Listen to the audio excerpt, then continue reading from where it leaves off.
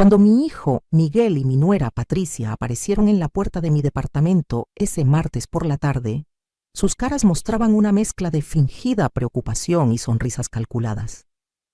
«Vimos a hacer las paces y quedarnos contigo en tu nuevo penthouse», dijeron con una dulzura que no habían mostrado en años. Abrí la puerta completamente, los invité a pasar, y cuando cruzaron el umbral y vieron lo que había dentro, se quedaron completamente congelados. Sus rostros pasaron del falso cariño a la más absoluta perplejidad. Lo que vieron los dejó paralizados, porque todo lo que habían planeado, todas sus manipulaciones y mentiras, acababan de estrellarse contra una realidad que jamás imaginaron. Sigue mi historia hasta el final y comenta la ciudad desde donde me estás viendo para saber qué tan lejos ha llegado mi relato. Déjame contarte cómo llegué a ese momento. Cómo una mujer que lo dio todo por su familia terminó recibiendo a cambio el más cruel de los desprecios. Y cómo esa misma mujer encontró la forma perfecta de recuperar su dignidad. Porque lo que Miguel y Patricia vieron ese día en mi penthouse fue apenas el principio de la lección más grande que iban a recibir en sus vidas. Una lección que les enseñaría que subestimar a una madre, creer que era débil o tonta, fue el error más grande que pudieron cometer. Durante meses me habían tratado como un estorbo. Durante meses planearon quedarse con lo mío mientras me hacían sentir miserable. Pero lo que no sabían, lo que jamás sospecharon, era que yo había descubierto cada detalle de su plan y había preparado algo mucho mejor que cualquier cosa que sus mentes egoístas pudieran imaginar. Esa expresión en sus caras cuando entraron a mi penthouse y vieron la realidad, esa sorpresa absoluta, fue apenas el aperitivo de lo que vendría después. Mi nombre es Carmen Alicia Hernández y tengo 67 años de vida intensa, de sacrificios que creí valían la pena, de amor incondicional que creí sería correspondido. Nací en un pueblo pequeño de Michoacán, de esos donde todas las mujeres aprenden desde niñas que su valor está en servir, en callar, en aguantar. Mi madre me enseñó a hacer tortillas a mano desde los 7 años, a lavar en el lavadero comunitario, a planchar con esas planchas pesadas de carbón que te quemaban las manos si no tenías cuidado. Me casé con Roberto cuando tenía apenas 19 años. Él trabajaba en la construcción y yo limpiaba casas. Vivíamos en un cuartito de una vecindad en la Ciudad de México, compartiendo baño con otras 6 familias. Pero éramos felices, o al menos yo creía que lo éramos. Cuando nació Miguel, nuestro único hijo, juré que le daría todo lo que yo nunca tuve. Esa promesa se convirtió en mi razón de vivir. Durante 30 años limpié casas. 30 años de rodillas en pisos ajenos, aspirando el polvo de familias que ni siquiera me veían cuando pasaba junto a ellas. 30 años levantándome a las 4 de la mañana para tomar 2 camiones y llegar a las zonas residenciales de la ciudad. Mis manos se llenaron de cicatrices del cloro y los productos de limpieza. Desarrollé problemas en la espalda de tanto cargar cubetas de agua. Mis rodillas crujen cada vez que me levanto. Pero cada peso que ganaba iba directo a la educación de Miguel. Le pagué la escuela privada, aunque yo comiera frijoles toda la semana. Le compré sus uniformes nuevos cada año mientras yo remendaba mi misma ropa una y otra vez. Cuando pidió una computadora para la universidad, trabajé turnos extras durante 6 meses, limpiando oficinas por las noches después de limpiar casas todo el día. Dormía 4 horas diarias, pero no me importaba. Era por mi hijo, por su futuro. Roberto murió cuando Miguel tenía 22 años. Un accidente en una obra de construcción que pudo haberse evitado si le hubieran dado el equipo de seguridad adecuado. La compensación que recibí fue una miseria. Apenas alcanzó para el funeral y pagar algunas deudas. Me quedé sola, pero tenía a Miguel, y eso me bastaba, o eso creía. Mi hijo se graduó de la universidad como ingeniero. Yo estuve ahí, en la ceremonia, con mi único vestido decente, llorando de orgullo. Ese título representaba décadas de mi vida, de mi esfuerzo, de mi sangre prácticamente. Pensé que finalmente podríamos tener una vida mejor juntos, que él conseguiría un buen trabajo y yo podría dejar de limpiar casas, tal vez ayudarlo con sus hijos cuando los tuviera, cocinar para la familia, ser la abuela que siempre soñé ser. Pero entonces apareció Patricia en su vida. La conoció en su primer trabajo. Ella era secretaria en la misma empresa. Desde el primer día que la traje a casa supe que había algo en ella que no me gustaba. La forma en que miraba mi pequeño departamento con desdén, cómo tocaba apenas la comida que yo preparaba con tanto cariño, la manera en que le hablaba a Miguel sobre mí cuando creía que no la escuchaba, diciéndole que era momento de ser independiente, de dejar el nido. Se casaron 2 años después. Yo les hice la fiesta usando todos mis ahorros. Contraté el mejor salón que pude pagar. Decoré con flores frescas. Me aseguré de que hubiera comida abundante para todos los invitados. Patricia apenas me dio las gracias. Durante la recepción, la escuché decirle a sus amigas que había sido una boda modesta, que cuando tuvieran dinero harían una celebración de verdad. Me dolió, pero me dije que era normal, que estaba nerviosa, que con el tiempo cambiaría. Seguí limpiando casas. Seguí viviendo en mi departamento pequeño, de 2 habitaciones en una colonia popular. Miguel consiguió un trabajo mejor, luego otro. Él y Patricia se mudaron a un departamento más grande. Yo los visitaba los domingos, siempre llevando comida que cocinaba el sábado por la noche después de trabajar toda la semana. Pozole, mole, tamales, todo lo que a Miguel le gustaba desde niño. Patricia recibía mis platillos con una sonrisa forzada. A veces los veía en el bote de basura cuando iba al baño, apenas probados. Pero yo seguía cocinando, seguía visitando, porque era mi familia. Cuando nacieron mis nietos, Daniela y Carlitos, sentí que mi corazón explotaba de felicidad. Finalmente tendría esa familia grande que siempre soñé.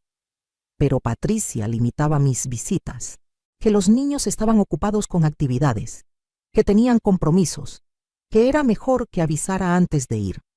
Poco a poco fui viéndolos menos. Cuando los veía, Daniela y Carlitos casi no me hablaban. Patricia les había dicho que yo era pobre, que olía a productos de limpieza, que era mejor no acercarse mucho. A pesar de todo, yo seguía ayudándolos económicamente. Cuando Patricia quería remodelar la cocina, yo le presté dinero que nunca me devolvieron. Cuando Miguel necesitó para el enganche de un auto nuevo, ahí estaba yo con mis ahorros. Cuando los niños entraron a la escuela privada y necesitaban útiles, uniformes, materiales especiales, yo aportaba lo que podía. Los últimos años empecé a sentirme realmente cansada. El cuerpo ya no me respondía igual. Las rodillas me dolían tanto que algunos días apenas podía levantarme de la cama. Mis manos temblaban del esfuerzo acumulado. Los médicos me dijeron que necesitaba descansar, que mi cuerpo estaba gastado. Pero ¿cómo iba a descansar si apenas me alcanzaba para vivir? Entonces hace un año sucedió algo que cambió todo. La señora Martínez, una de las casas que limpiaba desde hacía 20 años, murió. Era una mujer mayor, viuda, sin hijos. Yo había sido más que su empleada. Le hacía compañía, la acompañaba a sus citas médicas, platicábamos durante horas. Ella conocía mi historia, sabía de mis sacrificios por Miguel. Cuando su abogado me llamó 3 semanas después del funeral, pensé que querría que recogiera mis cosas. Jamás imaginé lo que estaba por escuchar. La señora Martínez me había dejado su departamento en su testamento, un penthouse en una de las mejores zonas de la ciudad, completamente pagado. Además, una cuenta de inversiones que generaba ingresos mensuales suficientes para vivir cómodamente el resto de mis días. Me quedé en shock absoluto. El abogado me explicó que la señora Martínez había estado planeando esto desde hacía años, que le había dicho que yo merecía descansar, disfrutar de la vida después de tanto sacrificio, que mi hijo debería estar avergonzado de cómo me trataba, de permitir que su madre siguiera trabajando a mi edad mientras él vivía cómodamente. Lloré durante días, de felicidad, de alivio, de gratitud. Por primera vez en mi vida, no tendría que preocuparme por el dinero. Podría dejar de limpiar casas. Podría cuidar mi salud. Podría vivir con dignidad. Lo primero que pensé fue en compartir la noticia con Miguel, en que finalmente podría ayudarlo más. Tal vez cuidar a mis nietos sin tener que trabajar. Pero algo me detuvo. Una vocecita en mi cabeza me dijo que esperara, que observara primero cómo reaccionaba mi hijo ante mi supuesta buena fortuna. Decidí hacerle una pequeña prueba. Le llamé y le conté, emocionada, que había recibido una herencia inesperada, un penthouse y algo de dinero. Le dije que finalmente podría dejar de trabajar, que estaba tan feliz. Hubo un silencio largo del otro lado de la línea. Luego Miguel dijo, con una voz fría que no le conocía, que qué bueno por mí. Colgó diciendo que estaba ocupado, que luego hablábamos. No me preguntó detalles, no se alegró por mí, no sugirió que celebráramos, nada. 2 días después apareció en mi antiguo departamento, con Patricia, ambos con sonrisas enormes y abrazos efusivos, que habían estado pensando que era momento de estar más unidos como familia, que ellos me ayudarían a administrar mi herencia, que lo mejor sería que vendiera el penthouse, porque seguramente no sabría cómo mantenerlo, que pusiera el dinero a nombre de Miguel, para que lo invirtiera por mí, que me mudara con ellos, donde podían cuidarme. Esa palabra sonaba tan hermosa viniendo de la boca de mi hijo, pero había algo en sus ojos, en los de Patricia, que no cuadraba. Una avidez, una ansiedad que me hizo sentir incómoda. Les dije que lo pensaría, que necesitaba tiempo para procesar todo. Durante las siguientes semanas, las visitas se multiplicaron. Miguel y Patricia aparecían constantemente con nuevas ideas sobre qué debería hacer con mi herencia. Traían folletos de asilos de ancianos disfrazados de residencias de lujo, documentos para que firmara dándole poder a Miguel sobre mis finanzas, planes de inversión que requerían transferir todo a cuentas que ellos manejarían. Yo asentía, sonreía, decía que sí, que lo consideraría, pero no firmaba nada. Y mientras tanto, empecé a prestar atención, real atención, a las conversaciones que creían que no escuchaba, a las miradas que intercambiaban, a los comentarios susurrados. Una tarde, fingí quedarme dormida en su sala mientras ellos estaban en la cocina. Los escuché hablar con total claridad. Patricia le decía a Miguel que necesitaban apurarse, que yo podía gastar todo el dinero si no actuaban rápido, que una vez que firmara los poderes, podrían meterme en un asilo barato y vender el penthouse, que con ese dinero finalmente podrían vivir como siempre habían querido.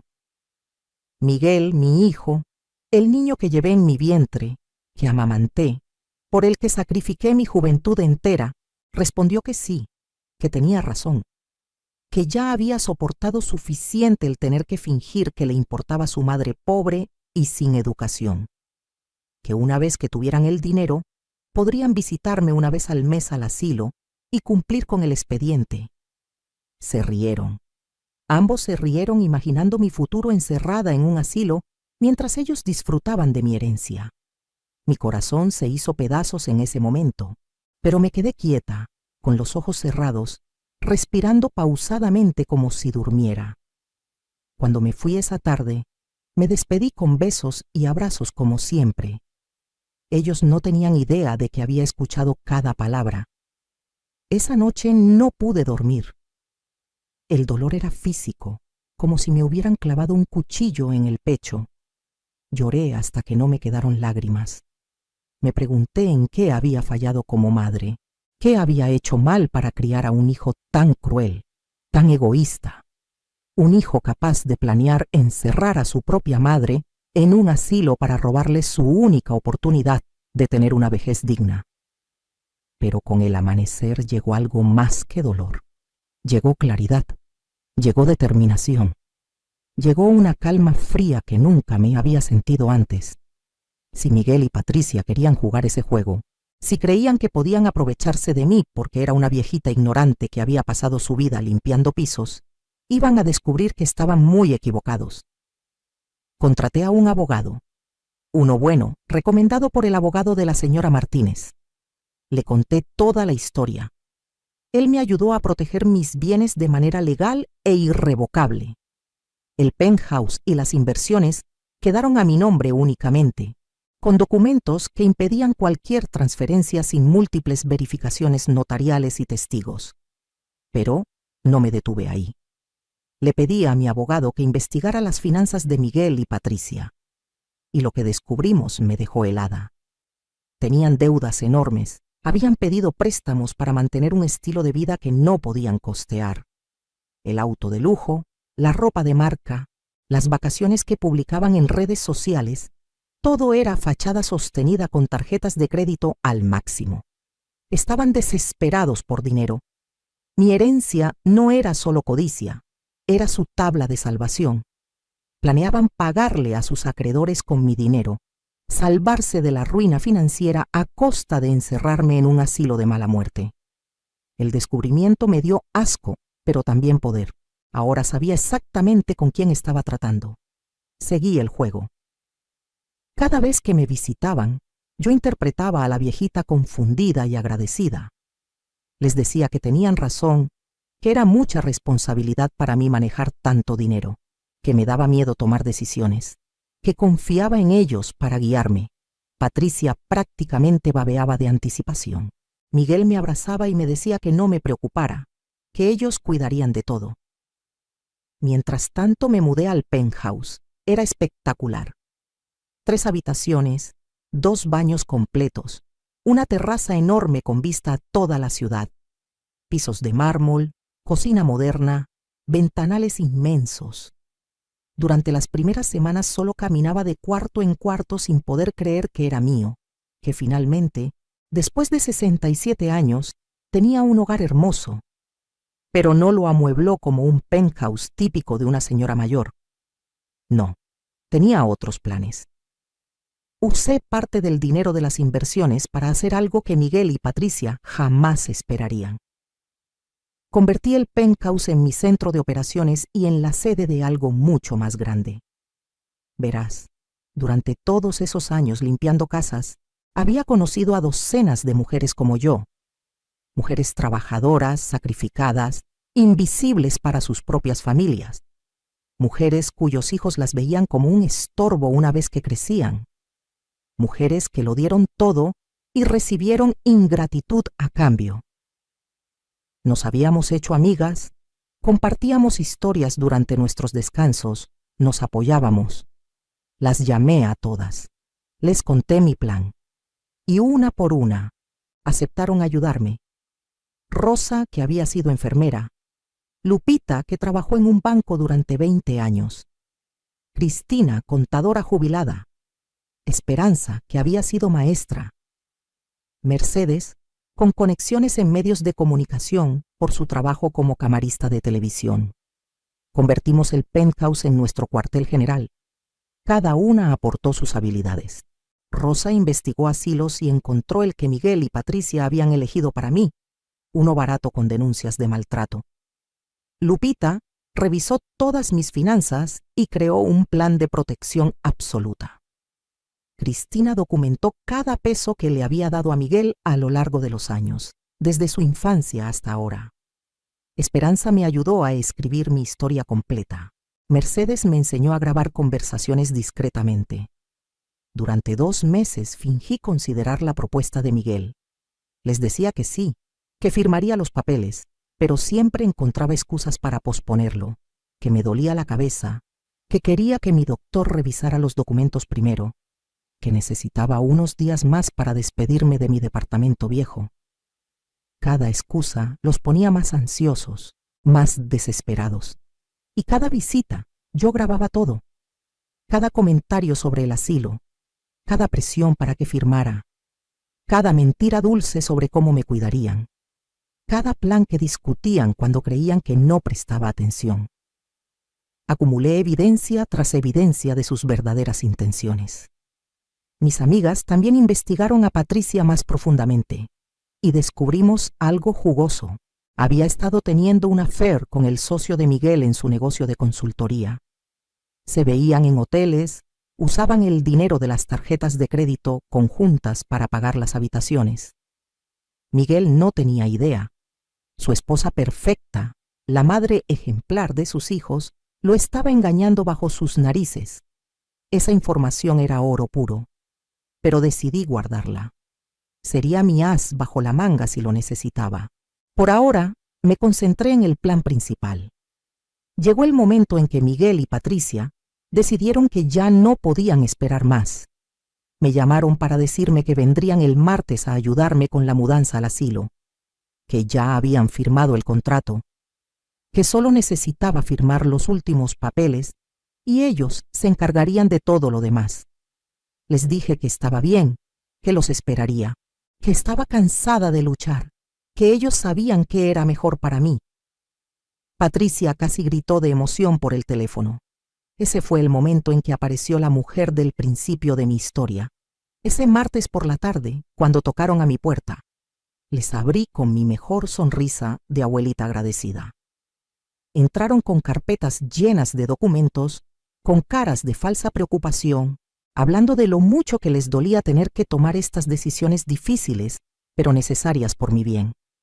Caminaron hacia la sala del penthouse, listos para sentarme y hacer que firmara mi vida a su favor. Y entonces lo vieron, y se quedaron completamente paralizados. La sala no estaba vacía esperándolos como imaginaban. Estaba llena de gente. Ahí estaban mis amigas, todas las mujeres que me habían ayudado durante estos meses. Pero no solo ellas. También estaba mi abogado, con su portafolio lleno de documentos. Estaba un notario público. Estaban 2 periodistas de un programa de noticias locales con cámaras. Y estaban sentados en el sofá principal, muy serios, Daniela y Carlitos, mis nietos. La cara de Miguel se puso blanca como papel. Patricia dejó caer su bolsa al suelo. Balbucearon algo incoherente. Intentaron retroceder, pero yo cerré la puerta detrás de ellos. Con calma, con una serenidad que me sorprendió a mí misma, les dije que pasaran y tomaran asiento, que teníamos mucho de qué hablar. Miguel intentó recuperar la compostura. Preguntó qué era todo esto, qué estaba pasando. Le dije que se sentara y los abría. Patricia miraba a los periodistas con terror absoluto. Intentó decir que esto era una reunión privada familiar, que no podían estar ahí. El abogado habló entonces, explicando que yo los había invitado, que todo era completamente legal. Esperé a que se sentaran. Miguel y Patricia en un sillón, apretados uno contra el otro, con la carpeta de documentos fraudulentos todavía en las manos de él. Mis nietos los miraban con expresiones que nunca les había visto: confusión, decepción, enojo. Respiré profundo y comencé. Les dije que sabía todo, cada detalle de su plan. Sabía que querían encerrarme en un asilo de mala muerte. Sabía que planeaban quedarse con mi herencia. Sabía que llevaban meses manipulándome, presionándome, mintiendo. Y tenía pruebas de todo. Mi abogado puso una grabadora sobre la mesa y presionó play. Se escuchó la conversación que había grabado hacía semanas, donde Patricia y Miguel discutían exactamente en qué asilo meterme y cómo dividirse el dinero. Sus propias voces llenaron la sala, hablando de mí como si fuera un estorbo, una carga, un medio para un fin. Daniela, mi nieta de 16 años, empezó a llorar. Carlitos, de 14, miraba a su padre con asco absoluto. Verás, yo había contactado a mis nietos directamente hace un mes. Les había contado la verdad sobre todo, sobre los años que pasé limpiando casas para darle a su padre una educación, sobre cómo seguía ayudándolos económicamente incluso cuando apenas tenía para mí, sobre la herencia y los planes de sus padres. Al principio no me creyeron. Patricia los había envenenado contra mí durante años, pero les mostré las pruebas, las grabaciones, los documentos, los recibos de todo el dinero que había prestado y nunca me devolvieron, las investigaciones sobre sus deudas, todo. Y se horrorizaron al descubrir quiénes eran realmente sus padres. Miguel intentó hablar, intentó decir que era un malentendido, que podíamos explicarlo, le dije que se callara, que había hablado él durante 67 años de mi vida y ahora era mi turno. Cristina, mi amiga contadora, sacó entonces una carpeta enorme. Comenzó a leer, número por número, cada peso que yo le había dado a Miguel desde que nació. Las colegiaturas, los uniformes, los libros, la computadora, el dinero para su título, la ayuda con su boda, los préstamos nunca devueltos, las contribuciones para los gastos de mis nietos. Sumaba cientos de miles de pesos, una fortuna que yo había ganado con mi sudor, limpiando pisos, arruinando mi salud. Luego, Lupita presentó un análisis de las finanzas actuales de Miguel y Patricia. Las deudas, los préstamos, las tarjetas al máximo, la fachada de éxito que sostenían mientras estaban al borde de la bancarrota. Los periodistas tomaban notas frenéticamente. Las cámaras grababan cada segundo. Patricia comenzó a llorar, lágrimas de cocodrilo, suplicando que apagaran las cámaras, que esto era un asunto privado. Le dije que no, que durante años ella me había humillado en privado, que había envenenado a mis nietos contra mí, que había despreciado mi comida, mi ropa, mi vida entera. Ahora el mundo sabría exactamente qué clase de persona era. Entonces saqué mi última carta. Le dije a Patricia que sabía del affair, que tenía fotos, recibos de hotel, mensajes. Miguel se volteó hacia ella con una expresión de shock absoluto. Patricia negó todo entre sollozos, pero cuando Esperanza puso las fotos sobre la mesa, no pudo seguir mintiendo. El penthouse se llenó de gritos. Miguel gritándole a Patricia, Patricia gritando que todo era mi culpa, que si él ganara más dinero ella no habría tenido que buscar consuelo en otro lado. Daniela y Carlitos llorando, los periodistas capturando todo. Era caótico, era doloroso, pero era necesario. Levanté la mano pidiendo silencio. Todos se callaron gradualmente. Les dije que tenían dos opciones. La primera, enfrentar cargos legales por intento de fraude y abuso de adulto mayor. Mi abogado había preparado toda la documentación necesaria. Las grabaciones y evidencias eran más que suficientes para un caso criminal. Además, los periodistas publicarían la historia completa, destruyendo su reputación pública. La segunda opción era la siguiente. Firmarían documentos reconociendo cada peso que les había dado a lo largo de los años como un préstamo que debían devolverme. Comenzarían a pagarme mensualmente, con un plan establecido por Lupita. No era negociable. Además, me darían custodia compartida legal de mis nietos, con derecho a verlos cuando yo quisiera, sin interferencia de Patricia. Miguel y Patricia se mirarían el uno al otro, derrotados. Patricia intentó protestar, decir que era injusto, que era su dinero. Le pregunté de qué dinero hablaba, si estaban hasta el cuello de deudas. Le recordé que la alternativa era la cárcel y la vergüenza pública total. Miguel le puso la mano en el brazo, derrotado, y le dijo que firmaran. El notario preparó los documentos ahí mismo. Mientras firmaban, les di un pequeño discurso. Les dije que había pasado mi vida entera sacrificándome por Miguel, creyendo que el amor incondicional de una madre era suficiente, que había permitido que me trataran como menos que nada porque creía que así demostraba mi amor, pero que estaba equivocada. Les dije que el amor sin respeto no es amor, es sometimiento, que el sacrificio sin reciprocidad no es noble, es autodestrucción, que había confundido ser buena madre con ser un tapete para que caminaran sobre mí, y que eso terminaba hoy. Daniela se levantó y vino a abrazarme llorando. Carlitos también. Mis nietos me dijeron que lo sentían, que no sabían, que nunca dejarían que nadie me tratara así de nuevo.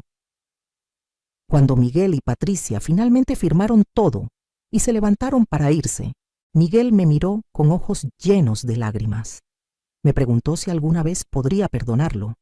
Le dije la verdad, que no lo sabía, que el perdón no se da porque sí, se gana con acciones, que había roto algo en mí que tal vez nunca se repararía completamente, pero que la puerta no estaba cerrada para siempre, solo por ahora. Patricia intentó decir algo, pero la interrumpí. Le dije que no tenía nada que hablarle a ella, que respetaría el acuerdo de custodia de los niños porque eran sus hijos, pero que ella y yo no teníamos nada más que decirnos, que mantuviera su distancia y cumpliera con los pagos, nada más. Se fueron destruidos, humillados, sin el dinero que tanto codiciaban. Los periodistas se fueron poco después, prometiendo manejar la historia con respeto hacia mí, pero con toda la verdad sobre ellos. Mi abogado y el notario guardaron todos los documentos firmados en un lugar seguro, y finalmente el penthouse quedó solo con mis amigas, mis nietos y yo. Esa noche preparé una cena enorme, pozole como el que hacía cuando Miguel era niño, pero esta vez para gente que realmente lo apreciaba. Mis amigas y mis nietos se sentaron alrededor de mi nueva mesa, en mi nuevo hogar, y comimos y platicamos durante horas. Daniela y Carlitos me contaron todo lo que Patricia les había dicho sobre mí durante años, todas las mentiras. Les conté la verdad sobre mi vida, sobre su abuelo Roberto, sobre los sacrificios que hice porque amaba a su padre. Les dije también que nunca, jamás, deberían hacer lo mismo, que amar a tu familia no significa destruirte a ti misma, que dar no significa permitir que te quiten, que ser bondadosa no es lo mismo que ser tonta. Daniela me dijo que quería ser como yo cuando fuera grande, fuerte y valiente. Le dije que no, que quería que fuera mejor que yo, que aprendiera los límites mucho antes, que se valorara desde joven. Los meses siguientes fueron de transformación total. Miguel y Patricia empezaron a hacer los pagos mensuales religiosamente. No tenían opción, el acuerdo legal era férreo. Vendieron el auto de lujo, cancelaron membresías de gimnasios caros, recortaron gastos. Por primera vez en sus vidas estaban viviendo dentro de sus posibilidades y cumpliendo con sus obligaciones. La historia salió en las noticias locales. No con nombres completos por respeto a mis nietos, pero suficiente para que causara revuelo. Me llegaron cientos de mensajes de otras mujeres mayores compartiendo historias similares. Hijos e hijas que las abandonaban después de todo lo que habían hecho por ellos. Familias que las veían como estorbos o alcancías. Eso me dio una idea. Usé parte del dinero de mis inversiones para crear un pequeño fondo de ayuda legal para mujeres mayores en situaciones de abuso familiar. Rosa, Lupita, Cristina, Esperanza, Mercedes y yo nos volvimos voluntarias. Ayudábamos a otras mujeres a documentar abusos, a proteger sus bienes, a defenderse legalmente. No podíamos salvar a todas, pero cada caso que ganábamos era una victoria. El penthouse se convirtió en un refugio no solo para mí, sino para muchas. Los martes por la tarde, un grupo de abuelas se reunía para tomar café, compartir historias y planear estrategias para protegerse. Los jueves enseñábamos clases de educación financiera básica para mujeres mayores que nunca habían manejado dinero. Los sábados, mis nietos venían a quedarse conmigo y llenaban el lugar de vida y risas. Daniela y Carlitos florecieron. Lejos de la toxicidad de Patricia y la complicidad de Miguel, eran niños diferentes, más abiertos, más cariñosos, más conscientes. Daniela me ayudaba a cocinar y le enseñé todas las recetas familiares que Patricia nunca se dignó a aprender. Carlitos y yo plantamos un jardín en la terraza, algo que siempre quise hacer pero nunca tuve espacio. Miguel intentó acercarse varias veces, llamadas, mensajes, apariciones en el edificio, siempre con disculpas, siempre diciendo que estaba arrepentido. Yo mantenía distancia, le decía que cumpliera con los pagos, que fuera buen padre con sus hijos, pero que no estaba lista para más. Necesitaba tiempo para sanar de la traición. Tal vez algún día, pero no todavía. Patricia, en cambio, nunca intentó disculparse. Siguió culpándome de todo, diciendo a quien quisiera escuchar que yo era una vieja manipuladora que había destruido su familia, pero nadie le creía. Las pruebas eran demasiado claras. Sus propias palabras en las grabaciones la condenaban. Eventualmente se divorciaron. Miguel se quedó con custodia principal de los niños, algo que nunca hubiera pasado si no fuera por toda la evidencia de la infidelidad y manipulación de Patricia. Un año después del confronto en mi penthouse, estaba en la terraza una mañana de domingo. Tomaba café viendo el amanecer sobre la ciudad. Mis plantas estaban floreciendo. Adentro, Daniela y Carlitos todavía dormían después de nuestra noche de películas del sábado. Mi cuerpo todavía dolía, las rodillas todavía crujían, las manos todavía temblaban. Las décadas de trabajo duro habían dejado marcas permanentes, pero estaba en paz. Verdadera paz, no esa resignación disfrazada de conformidad que sentía antes. Tenía un hogar hermoso, tenía seguridad financiera, tenía amigas leales que se habían convertido en mi familia elegida. Tenía una relación real con mis nietos, basada en honestidad y respeto mutuo. Tenía propósito ayudando a otras mujeres a defenderse. Sí, había perdido a mi hijo en el proceso. O quizás nunca lo tuve realmente, no de la manera que importa, pero había ganado algo mucho más valioso. Me había ganado a mí misma. A mis 67 años, por primera vez en mi vida, yo era mi propia prioridad. Y eso no me hacía egoísta, me hacía libre. Rosa apareció en la terraza con pan dulce recién horneado. Lupita llegó poco después con periódicos. Cristina trajo flores frescas del mercado. Esperanza apareció con chisme del vecindario. Mercedes llegó con su cámara para tomar fotos de nuestro jardín. Así eran nuestros domingos ahora. Desayunos largos, pláticas interminables, risas genuinas. Daniela se despertó y salió en pijama a darnos los buenos días. Carlitos la siguió, todavía medio dormido. Preparamos el desayuno juntos, todos amontonados en mi cocina espaciosa, pasándonos ingredientes, robando probadas, platicando sobre la semana. Esta era mi familia ahora. No perfecta, pero real. No unida por sangre solamente, sino por elección, por respeto, por amor genuino. Después del desayuno, mientras lavábamos los platos, Daniela me preguntó si estaba feliz. La pregunta me tomó por sorpresa. Me sequé las manos y la miré. Le dije que sí, que era feliz. No de esa manera superficial de tener cosas bonitas, aunque el penthouse era hermoso, sino feliz de manera profunda, de saber que valgo, de no permitir que nadie me trate mal, de estar rodeada de gente que genuinamente me aprecia. Me preguntó si extrañaba a su papá. Le dije la verdad, que extrañaba al niño que fue, que extrañaba la ilusión de la familia que creí tener, pero que no extrañaba la dinámica tóxica, el sentirme menos, el dar sin recibir ni siquiera respeto básico, que tal vez algún día Miguel y yo podríamos reconstruir algo, pero tendría que ser desde cero, con bases completamente diferentes. Carlitos dijo entonces algo muy sabio para sus 14 años. Dijo que yo le había enseñado que a veces amar a alguien significa alejarte de ellos, que no puedes salvar a gente que no quiere ser salvada, que tu primer deber es contigo misma, cuidar tu paz, tu dignidad. Le di un abrazo largo. Mis nietos habían aprendido en un año lo que a mí me tomó casi 7 décadas entender. Esa tarde llevé a los niños a conocer el asilo que Miguel y Patricia habían elegido para mí. Quería que vieran con sus propios ojos lo que sus padres habían planeado. Era horrible.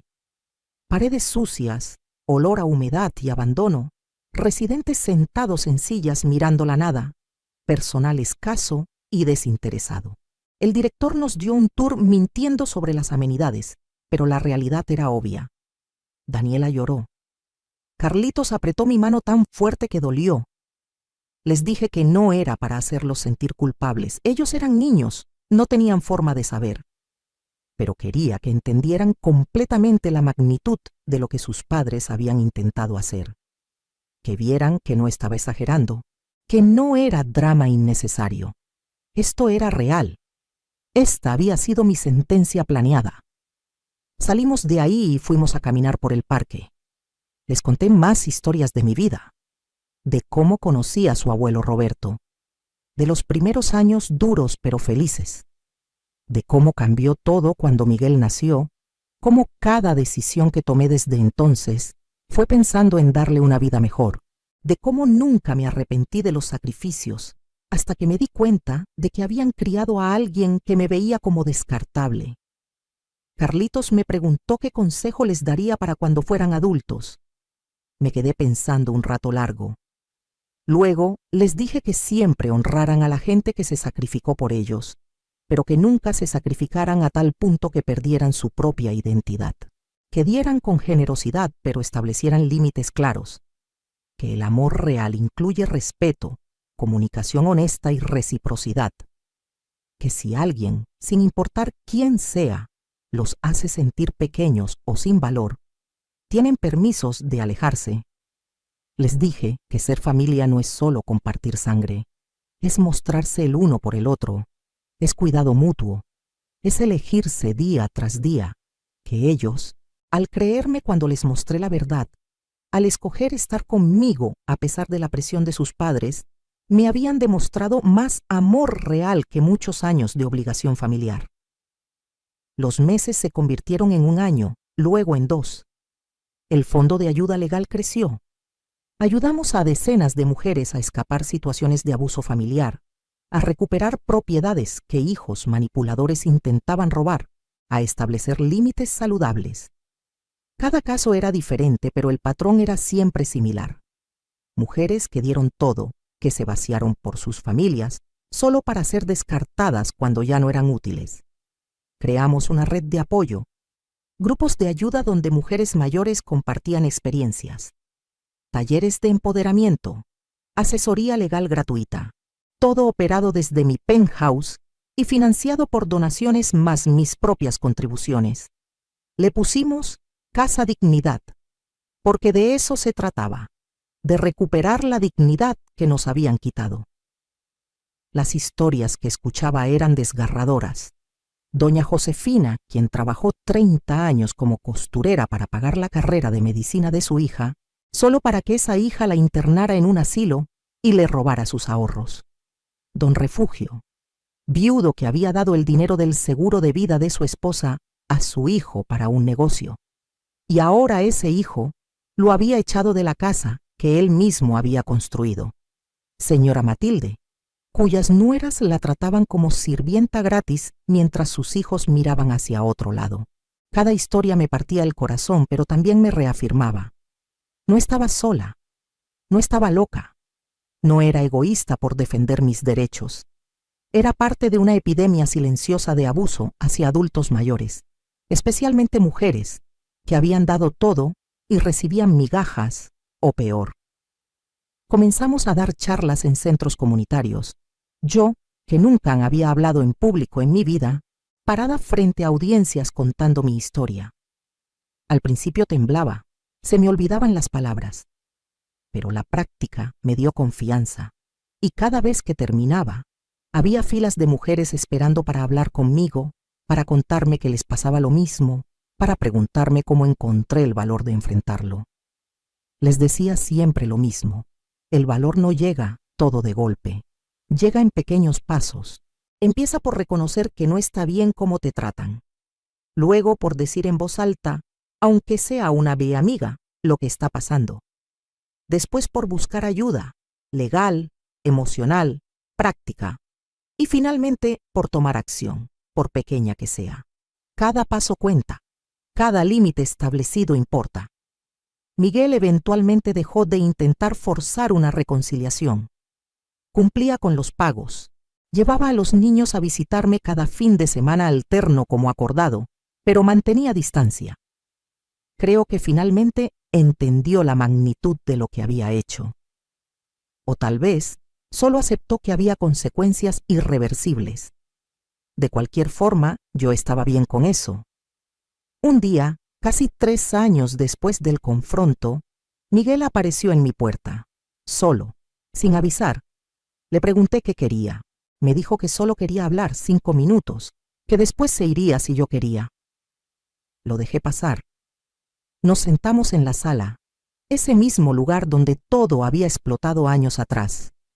Me dijo que estaba en terapia, que había pasado estos años trabajando en sí mismo, entendiendo por qué se había vuelto tan egoísta, tan cruel, que su terapeuta le había ayudado a ver patrones de comportamiento, de sentirse con derecho a todo porque toda su vida se le había dado todo sin esfuerzo de su parte, que había malinterpretado mi amor como debilidad. Me dijo que finalmente entendía todo lo que había sacrificado por él, que cuando Daniela y Carlitos le contaron sobre la visita al asilo, había vomitado del asco consigo mismo, que no podía creer que hubiera planeado algo así para su propia madre, que no esperaba que lo perdonara, pero necesitaba que supiera que estaba genuinamente arrepentido. Lloró. Mi hijo de 40 años lloró como un niño en mi sala, y sentí algo moverse en mi pecho. No perdón total, todavía no, pero algo parecido a compasión. Le dije que apreciaba sus palabras, que veía que estaba haciendo el trabajo de cambiar, pero que las palabras son fáciles, las acciones son lo que cuenta, que tendría que demostrarme con tiempo que realmente era diferente. Le dije también que lo que hizo no tenía excusa, pero que yo tampoco era inocente en la dinámica, que lo había criado sin límites, dándole todo sin enseñarle responsabilidad o gratitud, que había confundido amor con complacencia total, que ambos teníamos que aprender de esto, él a valorar y respetar, yo a establecer límites saludables desde el principio. Hablamos durante 2 horas, la conversación más real que habíamos tenido quizás en toda su vida adulta.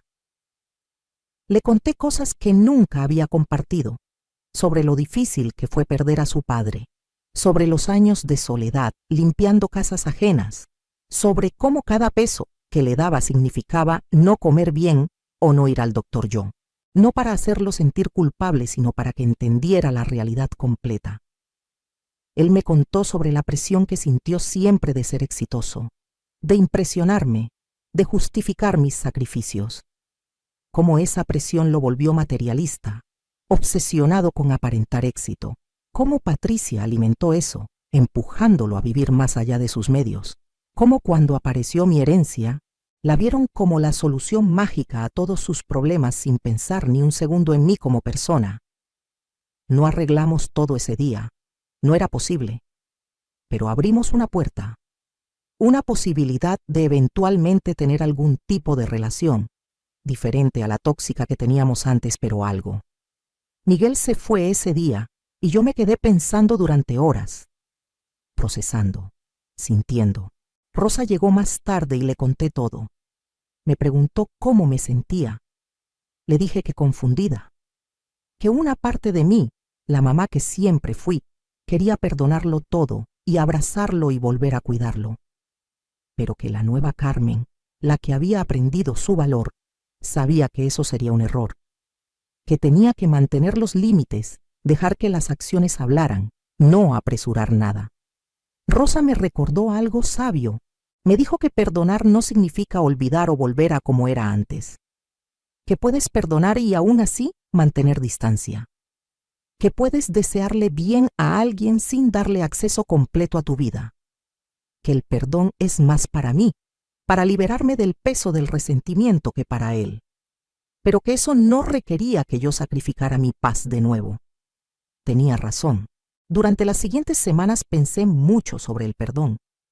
Decidí que perdonaría a Miguel, eventualmente, cuando estuviera lista, pero que nuestra relación nunca volvería a ser la misma, y estaba bien. Algunas cosas una vez rotas no se pueden reparar completamente, solo reconfigurar en algo diferente. Mientras tanto, mi vida floreció de maneras que nunca imaginé.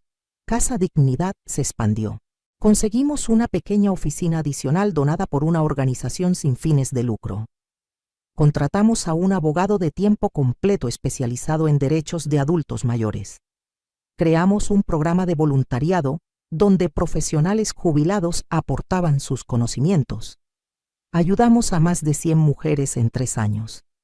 100 historias de recuperación de dignidad. No todas terminaron tan dramáticamente como la mía. Algunas fueron simples conversaciones de límites. Otras requirieron intervención legal seria. pero cada una importaba. Cada mujer que aprendió a valorarse, a defenderse, era una victoria. Mis nietos crecieron. Daniela entró a la universidad estudiando trabajo social, inspirada por lo que vio en Casa Dignidad. Carlitos desarrolló interés en leyes, queriendo especializarse en defender a poblaciones vulnerables. Ver que de algo tan doloroso había salido esta influencia positiva en ellos me llenaba de orgullo. Cumplí 70 años rodeada de amor real. No la obligación disfrazada de amor que tenía antes, sino celebración genuina. El penthouse lleno de amigas, de mujeres que habíamos ayudado, de mis nietos, de gente que me valoraba. Miguel mandó flores y una carta, manteniéndose respetuosamente al margen como habíamos acordado. Patricia no mandó nada, pero ya no me afectaba. Durante la fiesta, Lupita dio un brindis. Habló de cómo 3 años atrás yo había llegado a este penthouse asustada, herida, insegura de si estaba haciendo lo correcto al enfrentar a mi hijo, de cómo esa decisión no solo cambió mi vida, sino inspiró a cientos de mujeres a hacer lo mismo. De cómo Casa Dignidad estaba creando olas, cambiando conversaciones, empoderando a una generación de mujeres mayores a no aceptar menos de lo que merecían. Todos aplaudieron y yo lloré. Lágrimas felices esta vez. Miré alrededor de mi hogar, mi verdadero hogar lleno de gente que me veía, me escuchaba, me valoraba. Pensé en la Carmen de hace 3 años, quebrada en la sala de Miguel y Patricia, escuchándolos planear su traición. Quisiera poder regresar y decirle que todo iba a estar bien, mejor que bien, que el dolor que sentía era el precio de su liberación. Hoy, mientras escribo esto, han pasado 4 años desde aquel confronto. Vivo cómodamente de mis inversiones. Casa Dignidad es autosustentable con donaciones y grants. Mis nietos me visitan voluntariamente, no por obligación. Miguel y yo tenemos encuentros ocasionales, cordiales, todavía trabajando en reconstruir confianza. Patricia es un recuerdo lejano que ya no tiene poder sobre mí. Mi salud mejoró. Al dejar de trabajar físicamente y poder cuidarme, los dolores disminuyeron. Hago yoga para adultos mayores. Camino por las mañanas. Como bien. Duermo en una cama cómoda en una habitación hermosa. Pequeños lujos que nunca tuve pero que ahora aprecio cada día. Pero lo más importante, me tengo a mí misma. Recuperé la Carmen que perdí en décadas de servicio desinteresado mal dirigido. No es egoísta cuidarte. No es malo establecer límites. No eres mala madre por no permitir que te pisoteen. Estas lecciones me tomaron 67 años aprenderlas, pero finalmente las aprendí. A las mujeres que están escuchando mi historia, especialmente las que se ven reflejadas en ella, les digo esto. Tu valor no está en cuánto das o te sacrificas. Tu valor es inherente, existe porque existes. Mereces respeto, mereces dignidad, mereces amor que no duela, que no te vacíe, que no te haga pequeña. Si tus hijos, tu pareja, tu familia te trata como menos, no está bien. No importa cuánto hayas hecho por ellos, no importa que sean tu sangre. El abuso es abuso aunque venga de familia. La manipulación es manipulación aunque la disfracen de preocupación. Tienes derecho a defenderte, tienes derecho a alejarte, tienes derecho a vivir tus últimos años en paz. No es tarde. Nunca es tarde. Yo empecé mi nueva vida a los 67 años. Tal vez tú tienes 50, 60, 70, 80, da igual. Mientras respires puedes cambiar tu situación. Puede dar miedo. Probablemente dará miedo. Pero la alternativa, seguir siendo pisoteada, seguir sintiéndote sin valor, esa es más aterradora. Busca ayuda. Organizaciones como Casa Dignidad existen en muchas ciudades. Abogados especializados en adultos mayores, grupos de apoyo, amigas que entienden. No estás sola aunque te sientas así. Hay toda una red de mujeres que pasamos por lo mismo, que entendemos, que te ayudaremos. Y si eres una hija o hijo escuchando esto, examina cómo tratas a tus padres. especialmente a tu madre. Si te sacrificó años de su vida para darte oportunidades, merece más que ser tratada como carga o cajero automático. Merece respeto, dignidad, cuidado genuino. No esperes hasta que sea tarde para valorarla. El éxito, el dinero, las posesiones, nada de eso importa si perdiste tu humanidad en el proceso, si pisoteaste a la persona que te dio vida para conseguirlo. ¿Cómo tratas a los vulnerables, especialmente a los que te aman incondicionalmente? Eso define quién eres realmente. Hoy me senté en mi terraza como hago cada mañana. Tomé mi café viendo la ciudad despertar, mis plantas floreciendo alrededor, el jardín que Carlitos y yo plantamos ahora exuberante. Adentro, Daniela preparaba desayuno, la escucho tararear una canción. Rosa llegará pronto con pan, Lupita con periódicos. Otro domingo perfecto en mi vida imperfecta pero genuina. Pienso en la cobertura vacía que Miguel y Patricia vieron hace 4 años cuando entraron esperando manipularme. Cómo se quedaron paralizados al encontrar la sala llena de testigos de su traición. Esa imagen me hace sonreír todavía, no con amargura sino con satisfacción. El momento en que tomé control de mi narrativa, de mi vida, de mi futuro. No sé cuántos años me quedan, nadie lo sabe, pero sé que los viviré en mis términos, rodeada de gente que me elige, haciendo trabajo que importa, siendo ejemplo para mis nietos de que nunca es tarde para valorarte. Estas son las lecciones que espero dejarles. No dinero, aunque habrá algo. No propiedades, aunque el penthouse eventualmente será suyo. Sino esto, la lección de dignidad, de límites, de amor propio. Porque al final del día, puedes dar todo tu amor, todo tu tiempo, todo tu esfuerzo a alguien, pero si esa persona no lo valora, no está en ti el problema. No fallaste como madre, como esposa, como mujer. Ellos fallaron en reconocer el regalo que eras. Y eso dice todo de ellos y nada de ti. Mi historia no es única. Es la historia de millones de mujeres a través de generaciones. Madres que se vaciaron por hijos ingratos. Esposas que aguantaron lo inaguantable. Abuelas descartadas después de una vida de servicio. Pero está cambiando. Nuestra generación, las que finalmente dijimos basta, estamos cambiando la narrativa. Les estamos enseñando a nuestras hijas y nietas que dar no significa desaparecer, que cuidar a otros no requiere abandonarte a ti misma, que el amor real eleva a ambas personas, no sacrifica a una por la otra. Estas lecciones cambiarán el futuro, ya lo están haciendo, así que esa es mi historia, de traición y redención, de dolor y empoderamiento, de perder todo y ganarlo todo, del penthouse que me devolvió mi vida y se convirtió en refugio para tantas otras, de la abuela que finalmente aprendió a valorarse y en el proceso enseñó a toda una comunidad a hacer lo mismo. ¿Qué harías en mi lugar? ¿Has vivido algo similar? ¿Conoces a alguien que necesite escuchar esta historia? Comenta abajo. Comparte tu ciudad para saber qué tan lejos llega este mensaje.